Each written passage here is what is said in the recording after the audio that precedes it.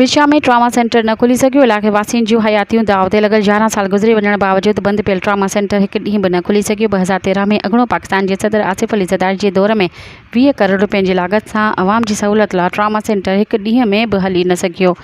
क़ीमती मशीनरियूं ज़बो हालत इख़्तियार करे वयूं। दरियूं दरवाज़ा टुटण लॻा आहिनि। ज़रियनि मूजिबि काफ़ी मशीनरियूं ग़ाइब थी वयूं आहिनि। सेंटर कुझु अरसो कोरोना वायरस सेंटर में तब्दील कयो वियो हो। ट्रामा सेंटर ते ख़र्च थींदड़ करोड़ें रुपया तबाह थी विया। इलाइक़े वासियुनि ट्रामा सेंटर जहिड़ी सहूलियत खां महरूम बणिजी विया। इन हवाले सां शहर जे सियासी समाजी धुरियुनि ऐं शहरियुनि chief justice Sindh high court, वज़ीर आला सिंध ऐं चेयरमैन नेब एंटी करप्शन खां मुतालबो कयो आहे त बंदि पियल ट्रामा सेंटर खोलराए इलाइक़े वासियुनि खे रिलीफ ॾिनो वञे।